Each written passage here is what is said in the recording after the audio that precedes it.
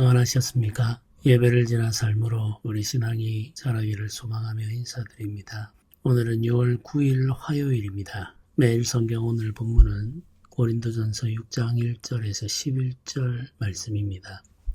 성경을 읽어보겠습니다. 너희 중에 누가 다른 이와 더불어 다툼이 있는데 구태여 불의한 자들 앞에서 고발하고 성도 앞에서 하지 아니하느냐? 성도가 세상을 판단할 것을 너희가 알지 못하느냐? 세상도 너희가 판단을 받겠거든. 지극히 작은 일 판단하기를 감당하지 못하겠느냐? 우리가 천사를 판단할 것을 너희가 알지 못하느냐? 그러하거든 하물며 세상 일이랴. 그런즉 너희가 세상 사건이 있을 때에 교회에서 경히 여김을 받는 자들을 세우느냐? 내가 너희를 부끄럽게 하려 하여 이 말을 하노니 너희 가운데 그 형제가 내 일을 판단할 만한 지혜 있는 자가 이같이 하나도 없느냐? 형제가 형제와 더불어 고발할 뿐더러 믿지 아니하는 자들 앞에서 하느냐? 너희가 피차 고발함으로 너희 가운데 이미 뚜렷한 허물이 있나니 차라리 불의를 당하는 것이 낫지 아니하며 차라리 속는 것이 낫지 아니하냐? 너희는 불의를 행하고 속이는구나. 그는 너희 형제로다. 불의한 자가 하나님의 나라를 유업으로 받지 못할 줄을 알지 못하느냐? 미혹을 받지 말라. 음행하는 자나 우상 숭배하는 자나 간음하는 자나 탐색하는 자나 남색하는 자나 도적이나 탐욕을 부리는 자나 술 취하는 자나 모욕하는 자나 속여 빼앗는 자들은 하나님의 나라를 유업으로 받지 못하리라. 너희 중에 이와 같은 자들이 있더니 주 예수 그리스도의 이름과 우리 하나님의 성령 안에서 씻음과 거룩함과 의롭다 하심을 받았느니라. 아멘. 고린도전서 6장은 성도들 사이의 소송에 대해서 이야기하고 있습니다. 너희 중에 누가 다른 이와 더불어 다툼이 있는데 구태여 불의한 자들 앞에서 고발하고 성도 앞에서 하지 아니하느냐, 이렇게 1절이 기록하고 있죠. 성도들 사이에 다툼이 있어서 소송을 하게 되었을 때에 교회에서 이 문제를 다루지 않고 세상 법정에 가지고 간 것에 대해서 말하고 있습니다. 지금도 마찬가지입니다마는 사도들의 시대에 로마 법정에서의 소송이라고 하는 것은 여러 가지 문제를 가지고 있죠. 첫째는 소송이라고 하는 것이 단기간에 끝나지 않는다는 문제입니다. 긴 시간 동안 이루어지는 거죠. 물론 이 소송이 길어질 때 그 비용도 계속해서 증가한다는 사실을 우리가 짐작할 수가 있습니다. 또 다른 문제는 이 세상 법정에서의 소송이 여러 가지 다른 요인들에 의해 왜곡될 가능성이 많다는 거죠. 소송 당사자들이 가지고 있는 사회적 신분이나 혹은 재판을 하는 사람들과의 개인적인 관계, 심지어는 뇌물 같은 것들이 재판 결과에 영향을 미칠 수가 있습니다. 어느 나라 어느 시대에나 있는 일이죠. 고대 로마의 법정도 마찬가지입니다. 많은 비용이 들고 긴 시간이 걸리고 또 재판은 왜곡될 가능성을 가지고 있죠. 개인적인 관계라든지 소송 당사자들이 가지고 있는 사회적 계급이나 신분이라든지 심지어는 뇌물 같은 것들이 소송의 결과에 영향을 미칠 수가 있습니다.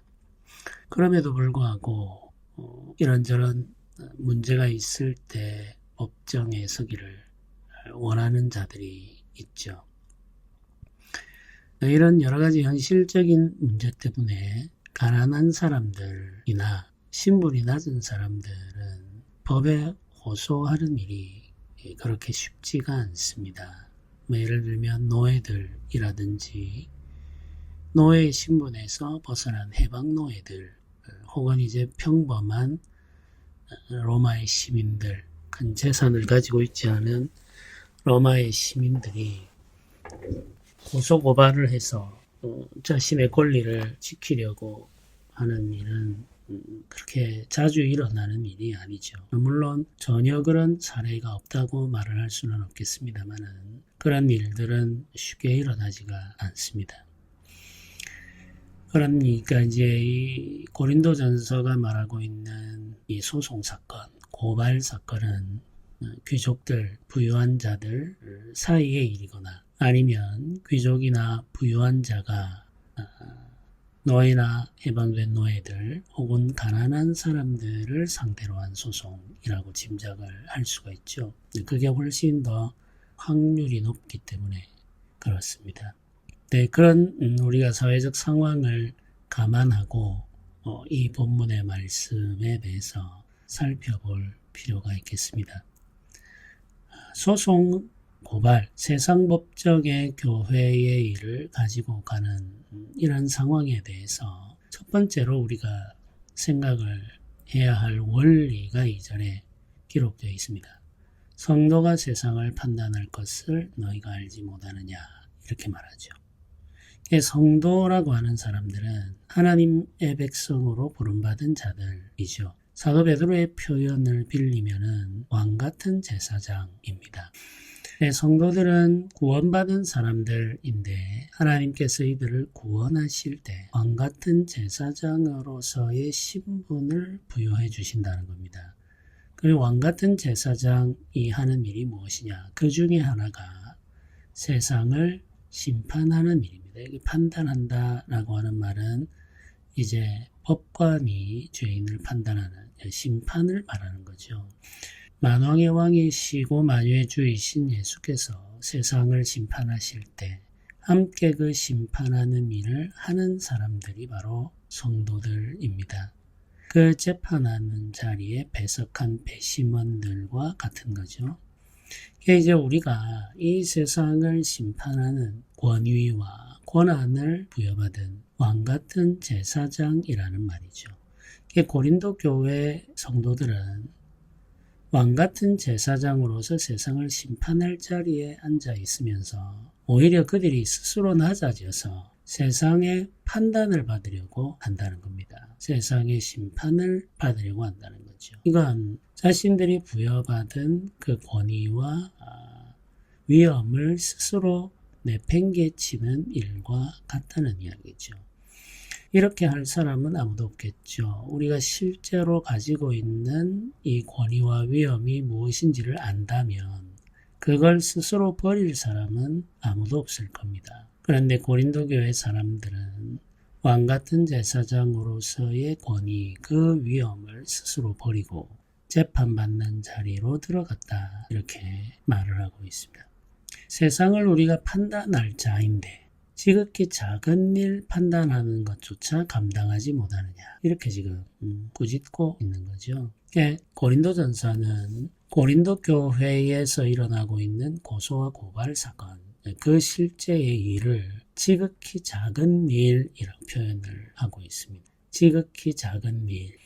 그리고 4절에 보면은 세상 사건이 있을 때 이렇게 표현하고 있죠. 그러니까 사도 바울은 지금 이 고린도 교회에서 일어나고 있는 고소와 고발 사건을 작은 일, 지극히 작은 일, 그리고 세상 사건 이런 말들로 표현하고 있는 거죠. 작은 일이며 세상에 속한 일이다. 이렇게 말하는데 이 말은 교회에서 중요하게 여길 만한 가치가 있는 일이 아니다. 이런 의미가 있겠죠.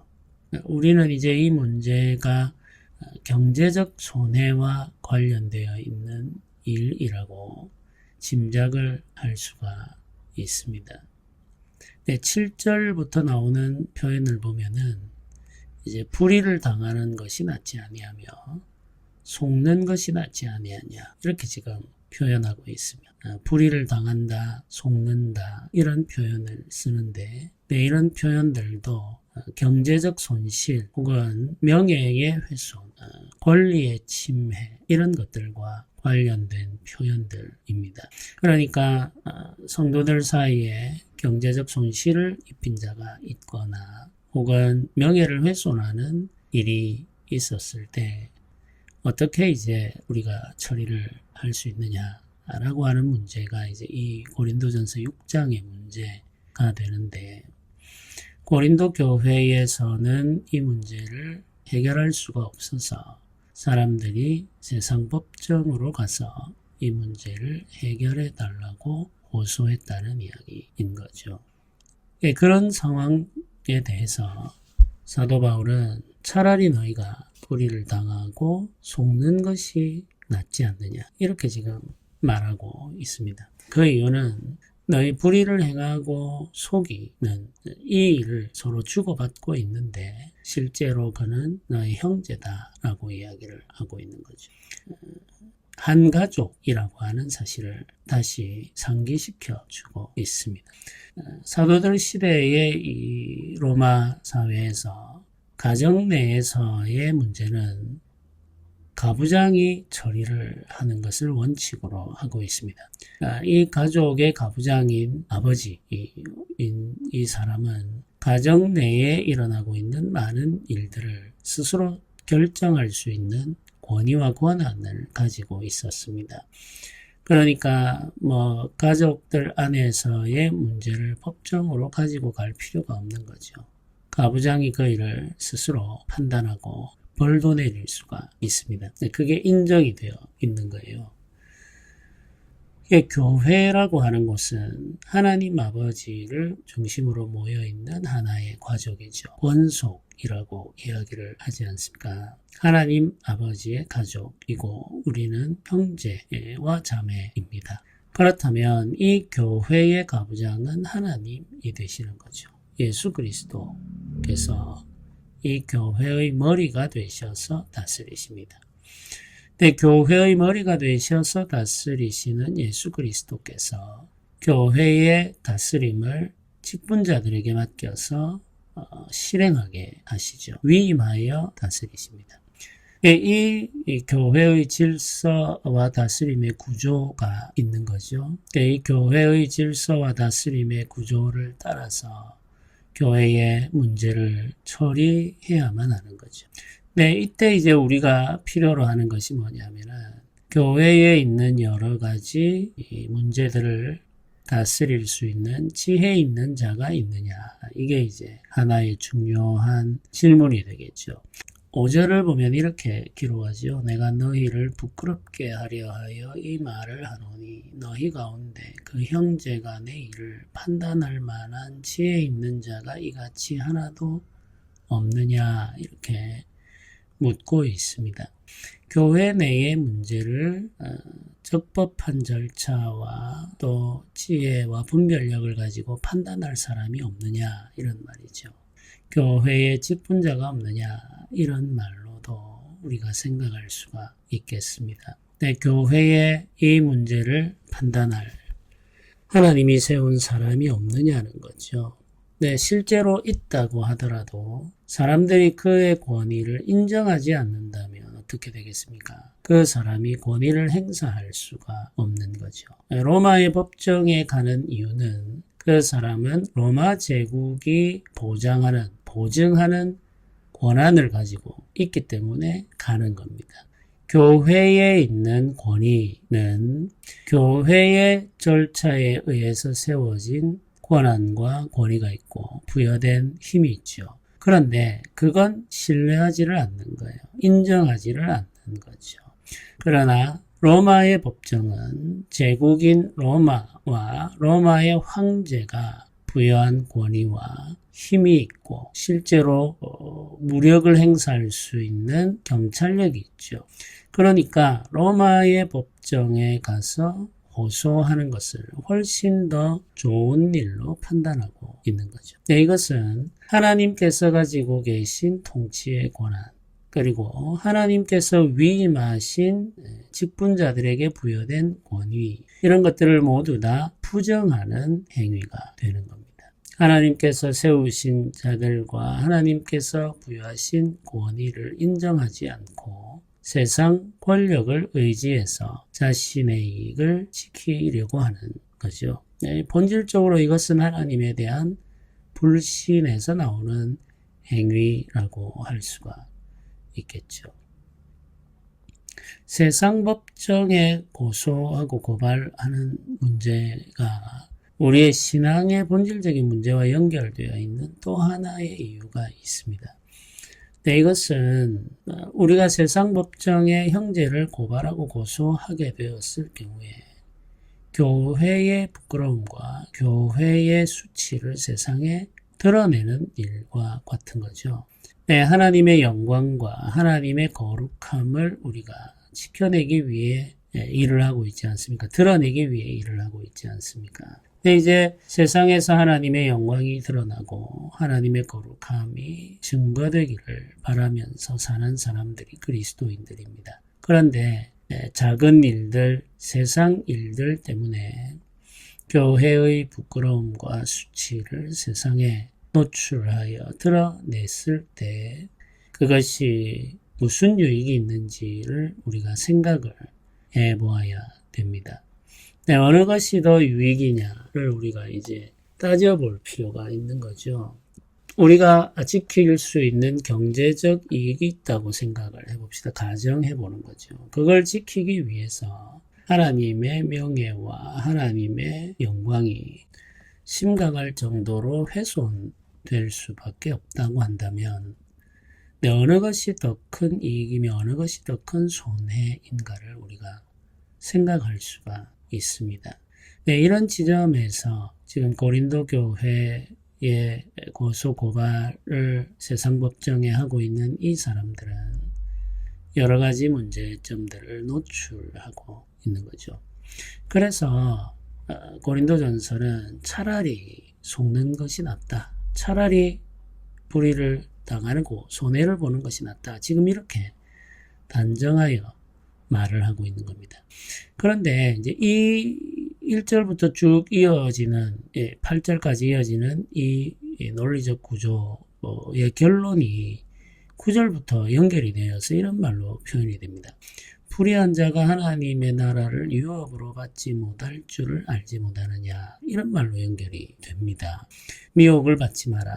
음행하는 자나 우상 숭배하는 자나 간음하는 자나 탐색하는 자나 남색하는 자나 도적이나 탐욕을 부리는 자나 술 취하는 자나 모욕하는 자나 속여 빼앗는 자들은 하나님의 나라를 유업으로 받지 못하리라, 이렇게 선언을 하고 있습니다. 음행이라고 하는 것이 뭔지는 우리가 잘 알죠. 우상숭배도 마찬가지입니다. 간음도 우리가 알고 있는 죄죠. 탐색이라고 하는 것은 이제 음란함을 탐하는 것을 말하는 겁니다. 남색은 남성과의 성관계를 추구하는 것을 남색이라고 표현하고 있습니다. 도적, 탐욕은 욕심을 부리는 거죠. 술 취하는 것, 모욕은 누군가의 명예를 심각할 정도로 훼손하는 것, 그게 모욕입니다. 속여 빼앗는 것, 이런 것들을 다 지금 뭉쳐서 이야기를 하고 있습니다. 고린도전서 6장에도 죄의 목록이 기록되어 있는 것인데 이런 것들을 다 불의라고 표현을 합니다. 불의한 자는 하나님 나라를 유업으로 받지 못할 줄 알지 못하느냐라고 말하면서 이 불의의 목록을 제시하고 있습니다. 근데 왜 그러면 갑자기 9절에 불의한 자가 하나님 나라를 유업으로 받지 못한다라는 말을 하고 있는 걸까요? 그건 지금 1절부터 8절까지 이야기한 이 내용이 불의와 연결되어 있다는 의미입니다. 네, 하나님의 영광과 하나님의 거룩함은 생각하지 아니하고 교회가 가지고 있는 거룩한 제사장 나라, 왕같은 제사장 으로서의 권위도 생각하지 아니하고 교회가 마땅히 행해야 할 일이 무엇인지도 생각하지 아니하고 오직 자기 이익에만 집중해서 자기 이익을 지키기 위해 교회를 법정에 세워놓는, 세상 법정에 세워놓는 이와 같은 일이 무엇과 같다는 말이냐? 이 불의와 같다는 말로 지금 이야기하고 있는 거죠. 이 반복적으로 불의한 삶을 살아가는 사람들은 하나님 나라를 유업으로 받을 수 없다라고 말을 함으로써 작은 이익을 위해서 교회를 세상 법정에 세우는 이와 같은 일을 하는 사람도 하나님의 나라를 유업으로 받을 수 없다, 이렇게 선언하고 있는 겁니다. 하나님의 나라를 유업으로 받지 못한다라는 말은 하나님의 백성으로서의 권리, 왕같은 제사장으로서의 권위, 하나님 나라를 상속받을 자로서의 그 상속권, 이런 것들을 다 잃어버린다, 이런 의미가 되는 거죠. 쉽게 말하면 이제 구원받을 수 없다, 이런 의미가 되는 겁니다. 구원받은 자라고 할 수가 없다, 이런 선언이 되는 거죠. 굉장히 무서운 말이지 않겠습니까? 경제적 이익과 손해라고 하는 것과 하나님 나라 백성으로서의 삶이라고 하는 것을 우리가 저울에 달아놓고 무게를 측정할 수가 있겠습니까? 이건 너무나도 가치가 큰 차이가 나는 것이기 때문에 비교할 수조차 없는 거죠.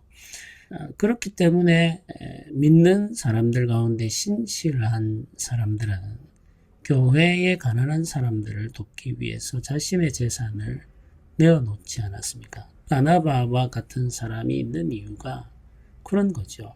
하나님 나라가 너무 크고 귀하며 함께 부름을 받은 교회가 너무나도 존귀하기 때문에 그 교회를 지키기 위해서 자신의 이익을 내어놓는 거거든요. 자신이 가지고 있는 기업, 그 땅을 내어놓을 수 있는 거죠. 그게 이제 신앙이 가지고 있는 위대함이라고 할 수가 있겠습니다.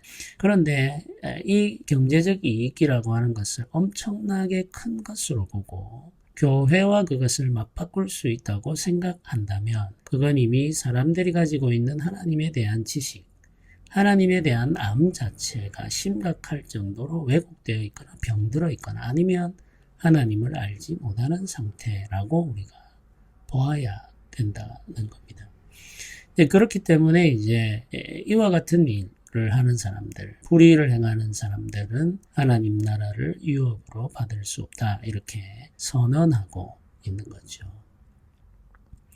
오늘날 교회의 고소고발 사건들이 계속해서 이어지고 있습니다.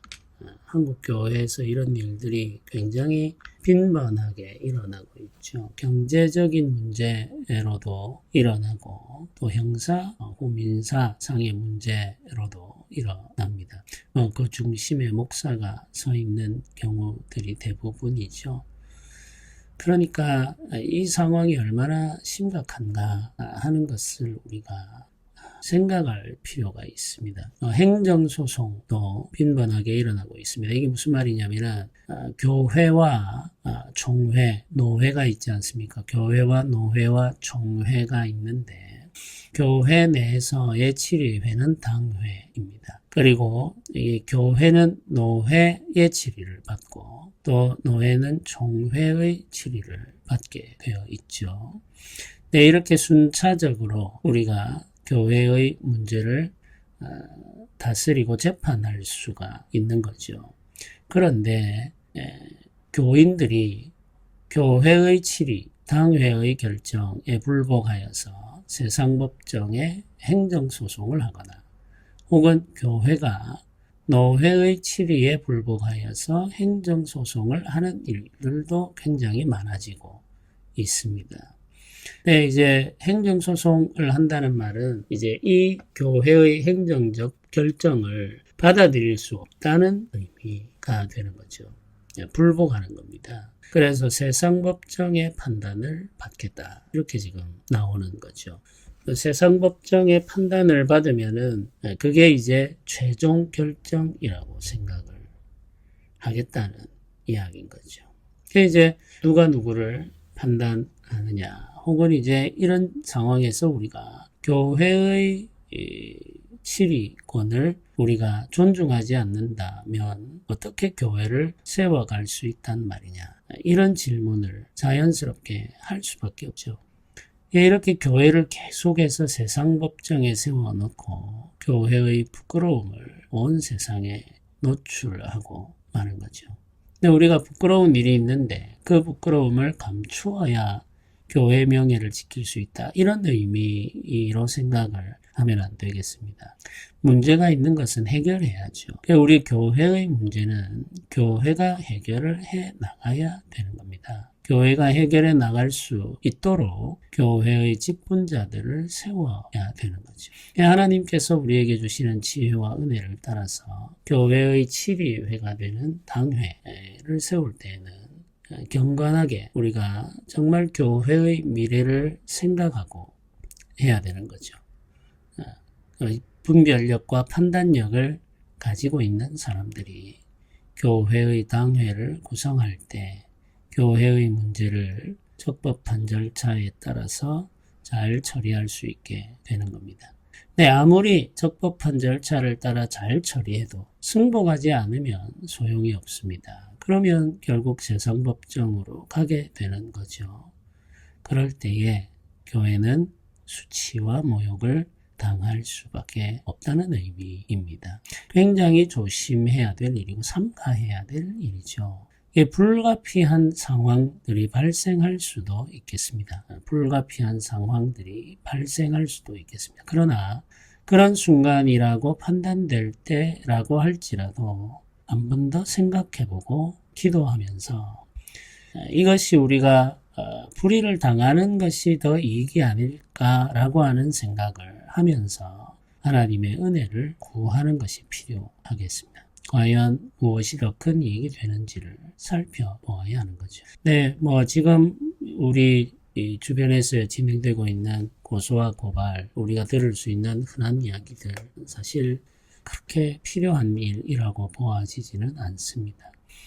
하나님 앞에서 결국에는 우리 모두가 다 심판받아야 될 일이라고 생각한다면 과연 그 일을 지금과 같은 방식으로 처리할까라고 하는 의문이 들죠. 하나님 앞에서 무엇이든지 생각하고 삼가하고 조심하면서 언젠가 우리가 하나님의 심판을 받게 된다는 사실을 기억하면서 오늘 하루도 살아가야 되겠습니다. 무엇보다 우리가 바라고 소망해야 할 것은 다툼이 일어나지 않는 거겠죠. 예방이 제일 중요합니다. 우리 건강에 관해서도 예방이 중요하죠. 마찬가지입니다. 교회의 일도 예방이 중요합니다. 문제가 발생하고 나면은 그 이후에는 좋은 방법으로 처리한다는 것이 불가능한 경우들이 허다합니다. 그러니까 문제가 발생하지 않도록 예방하는 것이 최선이 되겠습니다. 그 일을 위해서 함께 기도하면서 지혜롭게 행하기를 소망하며 오늘 하루도 보내시기를 주님의 이름으로 부탁드립니다. 함께 기도드리겠습니다. 은혜로우신 하나님 아버지 감사합니다. 주께서 우리에게 베풀어 주시는 위로와 은혜를 의지하여 오늘도 살게 하시고 주의 교회를 지키기 위해서 우리가 지혜롭게 행하는 자들이 되게 하여 주옵소서. 감사드립니다. 예수님의 이름으로 기도드립니다. 아멘.